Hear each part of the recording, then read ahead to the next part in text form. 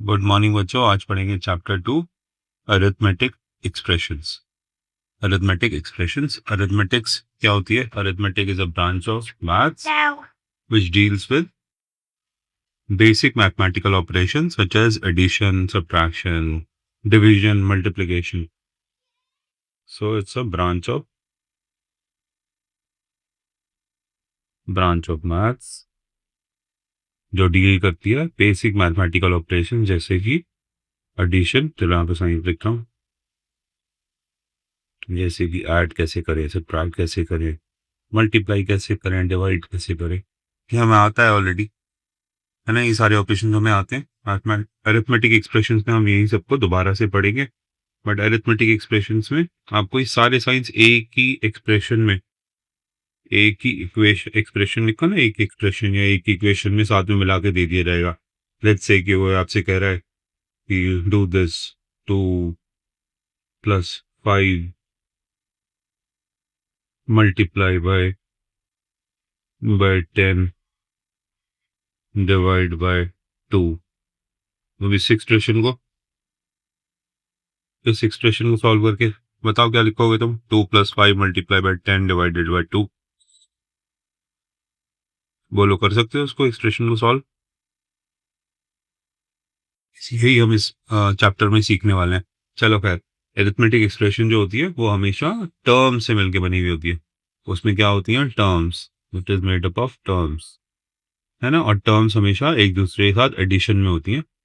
अगर तुम term 1 + term 2 + term 3, अगर इसमें 3 टर्म्स हैं तो इस एक्सप्रेशन में, तो आप इसको आराम से सॉल्व कर पाओगे। तो देखो, सारी अरिथमेटिक एक्सप्रेशंस टर्म्स में होती हैं और सारी टर्म्स एक दूसरे से एडिशन में होती है।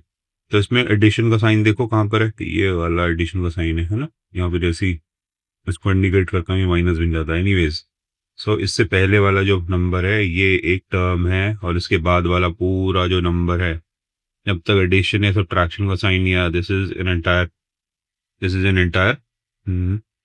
Term in itself. तो तुम्हें इस अरिथमेटिक एक्सप्रेशन को सॉल्व करने के लिए 2 को ऐड करना पड़ेगा, इस 2 को ऐड करना पड़ेगा इस वाली टर्म से। अब ये वाली टर्म क्या है?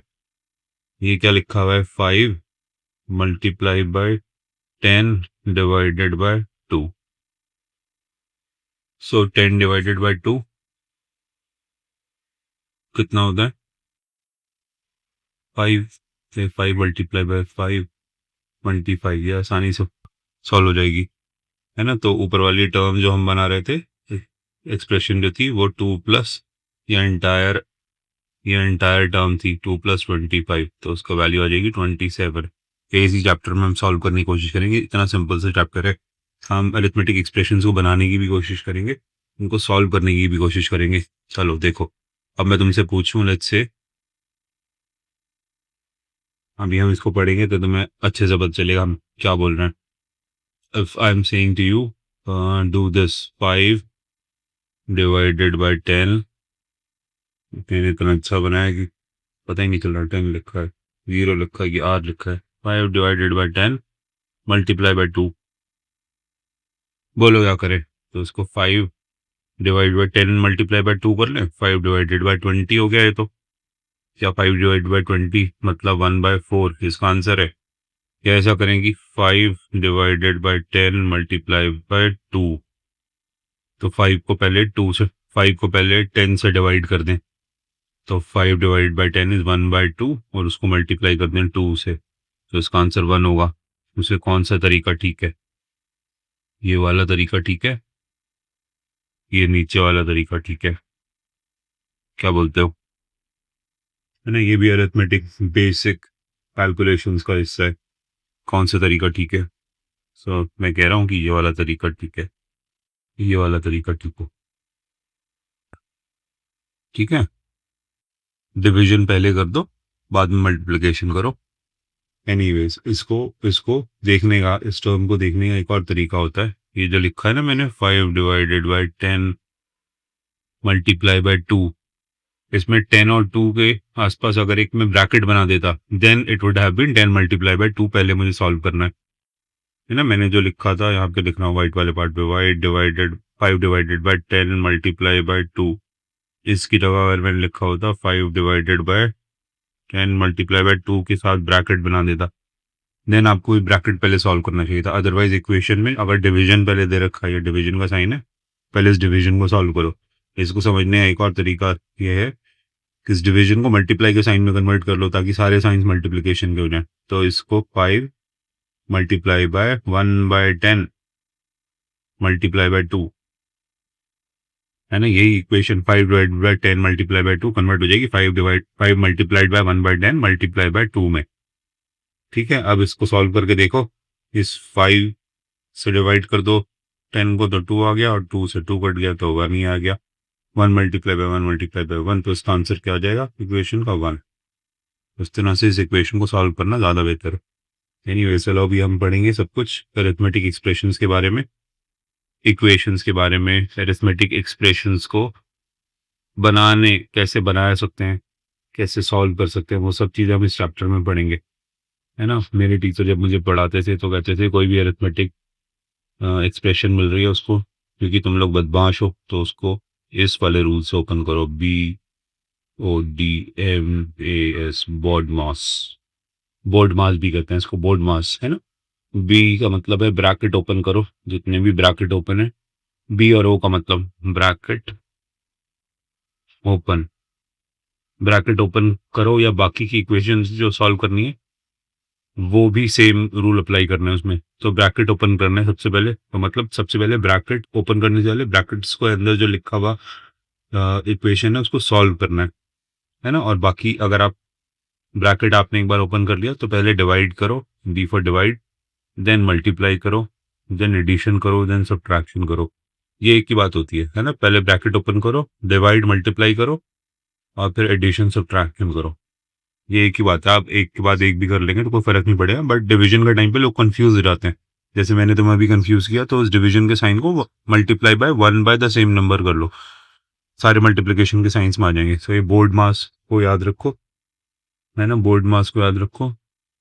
BO से मतलब ब्रैकेट ओपन, डी से इस ऑर्डर में सॉल्व करना है, डी से डिवाइड करना है, एम से मल्टीप्लाई करना है,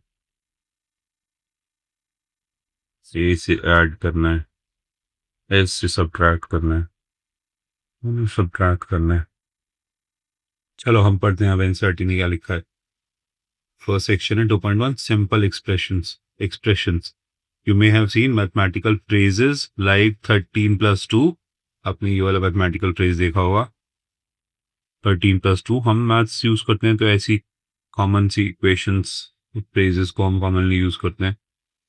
या फिर आपने देखा होगा 20-4, ये एक अलग फ्रेज बोल दिया इन्होंने, मैथमेटिकल फ्रेज, इंग्लिश फ्रेज की जगह करें मैथमेटिकल फ्रेज। या आपने देखा होगा 12 मल्टीप्लाई बाय 4, या फिर आपने देखा होगा 18 डिवाइडेड बाय 3।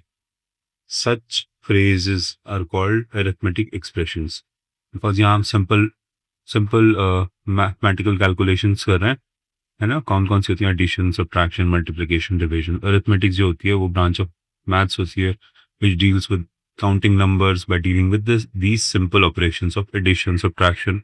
तो इन्होंने ये दिखाया है, इसमें एडिशन दिखा रहे हैं, इसमें सब्ट्रैक्शन दिखा रहे हैं, इसमें मल्टीप्लिकेशन दिखा रहे हैं, इसमें डिवीजन दिखा रहे हैं। तो ये जो मैथमेटिक फ्रेजेस हैं, मैथमेटिकल फ्रेजेस हैं, ये 4 अरिथमेटिक एक्सप्रेशंस बोल सकते हैं। इन चारों को अरिथमेटिक एक्सप्रेशंस बोला जा सकता है। ठीक है, every arithmetic expression has a value which is the number it evaluates to. सभी अरिथमेटिक एक्सप्रेशंस की एक वैल्यू होती है, तो अगर आप उसको अरिथमेटिक एक्सप्रेशन को सॉल्व करोगे तब आपको उसकी वैल्यू पता चलेगी। इसको सॉल्व करो 13+2 को, क्या वैल्यू है इस वाली अरिथमेटिक एक्सप्रेशन की, 15।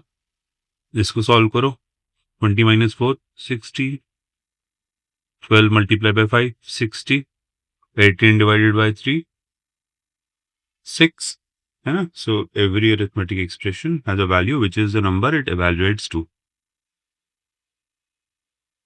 आगे भी इन्होंने यही लिखा है, for example the value of expression 13+2 is 15. This expression can be read as 13+2 or the sum of 13 and 2. आगे लिखा है, we use the equality sign to denote the relationship between an arithmetic expression and its value.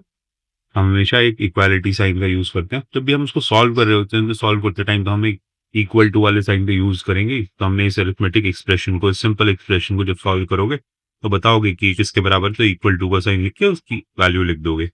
यही इन्होंने example में बताया है। अब देखो, ये कह रहे हैं कि फर्स्ट एग्जाम्पल दे रहे हैं, Malika spends 25 rupees every day for lunch at school. Malika 25 रुपए खर्च करती है लंच के लिए रोजाना स्कूल में। Write the expression for the total amount she spends on lunch in a week from Monday to Friday. Monday to Friday, ये नहीं कह रहे कि बताओ कितने पैसे खर्च हो जाएंगे इसके, अगर ये 25 रुपए रोज लंच पे खर्च करती है तो मंडे से लेके फ्राइडे तक कितने खर्च हुए। ये कह रहे हैं इसके लिए एक एक्सप्रेशन लिख के बताओ। राइट द एक्सप्रेशन, जो इस प्रॉब्लम को सॉल्व कर सके। Write the expression, write the expression for the total amount she spends on lunch in a week from Monday to Friday. तो एक्सप्रेशन लिख देंगे हम, इसमें कोई मुश्किल नहीं है। मंडे टू फ्राइडे, कितने दिन होते हैं मंडे टू फ्राइडे में? Monday, Tuesday, Wednesday, Thursday, Friday, only 5 days है ना। Monday to Friday is only 5 days. अगर ये मंडे टू संडे कह देते तो 7 डेज हो जाते। मंडे टू सैटरडे कहते तो 6 डेज होते। देन इन्होंने मंडे टू फ्राइडे बोला है, इसका मतलब 5 डेज। सो इसके एक्सप्रेशन ऑफ टोटल अमाउंट बहुत सिंपल सी बन जाएगी, इज 5, 5 मतलब 5 डेज तक। रोजाना कितने रुपए खर्च कर रही है? 25। 5 multiply by 25 will be the simple expression, which is 5 times 25 भी कह देते हैं और प्रोडक्ट ऑफ 5 एंड 25 भी कह देते हैं। अगर इस एक्सप्रेशन को सॉल्व कर लोगे तो आपको इसका टोटल अमाउंट पता चल जाएगा कि ये कितने पैसे खर्च करती है। जैसे कि करके भी देख लो, 125 रुपए है ना। 5 मल्टीप्लाई बाय 125 इज 125। बट ये एक्सप्रेशन, इस एक्सप्रेशन को बनाना जरूरी था। ये सिंपल एक्सप्रेशन लग रही है अभी आपको। ऐसी सिंपल सिंपल एक्सप्रेशंस ऐड होंगी, सब्ट्रैक्ट होंगी, डिवाइड होंगी, मल्टीप्लाई होंगी एक दूसरे से, तो थोड़ा सा डिफिकल्टी लेवल बढ़ेगा। बट इस तरह से आप सिंपल मैथमेटिकल एक्सप्रेशंस को बना सकते हैं। नाउ अब ये कह रहे हैं different expressions can have the same value. अलग अलग एक्सप्रेशंस की सेम वैल्यू हो सकती है। बच्चों को भी तो पढ़ा देते हैं शुरू में, बच्चों 10 तक पहुंचो, किसी भी दो नंबर्स को ऐड करो, 10 तक पहुंचो। जब बिल्कुल छोटा होता है बच्चा तो कहता है 5 + 5, फिर बड़ा हो जाता है तो कहता है 9 + 1, और कहते हैं और बताओ तो कहता है 8 + 2, 7 + 3, 6 + 4। बाकी के जो कह रहा है वो सब इसी का रिपीटिशन में आता है।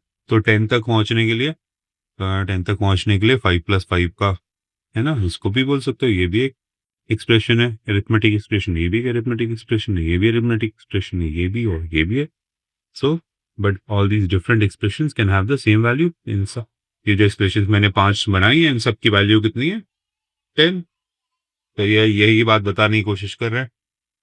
सो अब देखो, इन्होंने क्या एग्जांपल दिया, here multiple ways to express the number 12 using two numbers and any of the 4 operations like plus, minus, multiply, divide. ये सारे के सारे एक्सप्रेशंस यूज करके ये 12 तक पहुंच रहे हैं। तो एडिशन के लिए इन्होंने बोला कि 10 + 2 लिख दो, 12 तक पहुंच जाओगे। कोई और दो नंबर्स को लिख दो, 6 + 6 लिख दोगे तो भी 12 तक पहुंच जाओगे। सब्ट्रैक्शन के लिए बोला है इन्होंने, 15 से 3 माइनस कर लोगे तो 12 तक पहुंच जाओगे। 20 से 5 माइनस कर, 20 से 8 माइनस कर लोगे तो भी 12 तक पहुंच जाओगे। ठीक है। मल्टीप्लीकेशन वाली एक्सप्रेशन बनाने के लिए इन्होंने बोला 3 × 4 इज 12। आप कह सकते हो 6 × 2 इज ऑल्सो 12। ठीक है। डिवीजन के लिए कह रहे हैं कि 24 डिवाइडेड बाई 2 इज 12। आप कह सकते हो 12 डिवाइडेड बाई 1 इज ऑल्सो 12। तो इस तरह से different expressions, different arithmetic expressions can have the same value, वो सेम वैल्यू को डिनोट कर सकते हैं।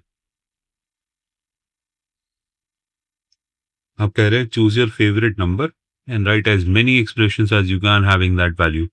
ओके, तो आपका फेवरेट नंबर क्या हो सकता है? चलो मैं कहता हूँ मेरा फेवरेट नंबर है 100। 100 रुपीज का नोट हो मेरे पास, मैं खुश हूँ, मैंने 100 रन्स स्कोर कर दिए क्रिकेट के मैच में, मैं और खुश हूँ, है ना। मैंने और बहुत सारी चीज़ें 100 के साथ जुड़ी हुई हो। तो लेट्स से कि मेरा, चलो 100 is a favourite number. So अब इसको मैं as many expressions as you can having that value, तो हम एडिशन वाला लिखते हैं पहले, तो उसी के नीचे और एडिशन वाले लिखेंगे। लेकिन ऑल्टरनेट करते हैं, तो एडिशन में बोलता हूँ 10 + 90 मेक्स 100। सब्ट्रैक्शन में बोलता हूँ 110 - 10 मेक्स 100। मल्टीप्लिकेशन में कहता हूँ 10 × 10 मेक्स 100। डिवीजन में बोलता हूँ 200 divided by 2 is also 100। Addition का और कोई सोचो। अब मैं कहता हूँ 50 + 50 इज 100। यहाँ पे कहता हूँ 150 - 50 इज 100। मल्टीप्लिकेशन में कहता हूँ 50 × 2 इज 100। डिवीजन में कहता हूँ कि 300 डिवाइडेड बाय 3 इज ऑल्सो 100। ठीक है, एक और बार मैं बोलता हूँ 40 + 60 इज 100। सब्ट्रैक्शन में 125 - 25 इज 100। ठीक है, और क्या बोल सकता हूँ मैं, इसको कह सकता हूँ 25 × 4 इज 100। यहाँ बोल सकता हूँ 500 डिवाइडेड बाय 5 इज 100। सो मैंने अपने फेवरेट नंबर 100 के लिए तक पहुंचने के लिए इतनी सारी एक्सप्रेशंस लिख दी, as many expressions as you can having the same value. उन सारी एक्सप्रेशंस की क्या वैल्यू है? 100। तो इसी तरह आप भी अपना फेवरेट नंबर को ऐड करके क्या डिफरेंट एक्सप्रेशंस लिख सकते हो, सब्ट्रैक्ट करके क्या डिफरेंट एक्सप्रेशंस लिख सकते हो, मल्टीप्लाई करके आपको ऐसी एक्सप्रेशंस लिखनी है जिन सब की वैल्यू सेम हो, जितनी हो आपके फेवरेट नंबर जितनी हो। नाउ अभी करें कंपेयरिंग एक्सप्रेशंस। क्योंकि हम नंबर्स की नहीं, हम एक्सप्रेशंस की बात कर रहे हैं। जिस तरह हम नंबर्स को कंपेयर कर सकते हैं, उस तरह हम एक्सप्रेशंस को भी कंपेयर कर सकते हैं। इन्होंने लिखा है as be compare numbers using equal to, less than and greater than signs. We can also compare expression. इसी तरह से हम एक्सप्रेशंस को भी कंपेयर कर सकते हैं।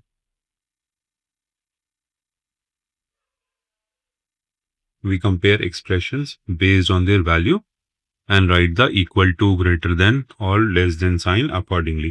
So हम एक्सप्रेशंस को ऐसे कंपेयर करते हैं एक्सप्रेशंस की वैल्यू से। अगर एक एक्सप्रेशन उसकी वैल्यू आ रही है 100 और दूसरी एक्सप्रेशन की वैल्यू आ रही है 10, तो हम 100 और 10 को जिस तरह से कंपेयर करते हैं उसी तरह से हम एक्सप्रेशंस को कंपेयर कर लेंगे। तो इन्होंने एग्जांपल दिया, फॉर एग्जांपल 10 + 2 एक एक्सप्रेशन है और 7 + 1 एक एक्सप्रेशन है।